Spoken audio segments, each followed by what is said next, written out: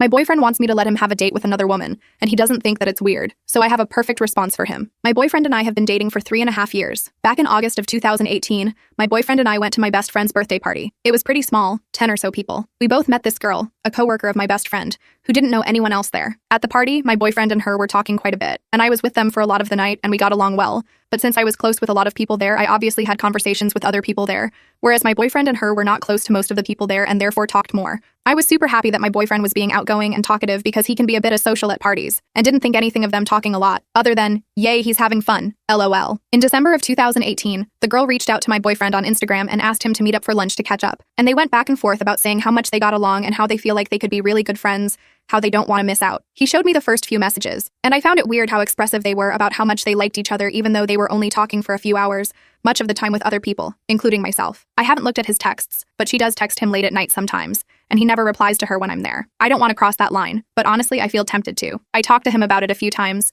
saying I'm uncomfortable about them meeting up, that it's weird. Like several months after meeting for a few hours, my best friend thinks it's weird too. It's just weird, and I'm uncomfortable. They are planning to meet up, and it just makes my heart really heavy and sad. He also told me yesterday that he told her I was uncomfortable with him and her getting along, which I felt was kinda a slap in the face because he has admitted that it's weird, but kinda put me in a bad light. Every time I bring it up, he talks about when I go out with friends in a group and a guy is there, even though I have always been 100% faithful and never been shady, and never wanted to meet up with someone I met at a party alone. He has had a past which has made it hard for me to trust him. He texted his ex asking to hang out 2 days before he asked me to be his official girlfriend. We were seeing each other exclusively for 3 months before, and also was being extremely flirty, talking about segs, thongs, etc. a few months into our relationship over text with one of his friend's ex-girlfriends. This is a whole mess, LMAO. I'm kinda all over the place. Just want to know if this is like normal, and if I should get over it. Update. Last night I broke up with him. I confronted him again about the situation, showed him the original post here, and asked to see the text messages between them, and he showed me. As I was reading the texts aloud, I felt sick to my stomach. The texts read that he thought about her weeks after meeting. Almost all the texts were paragraphs where they were flirty and witty, containing winky faces. They complimented each other a lot, not about physical attributes, but more about their personalities. He also said she would fit well in his friend group, and they had this weird conversation about being shady,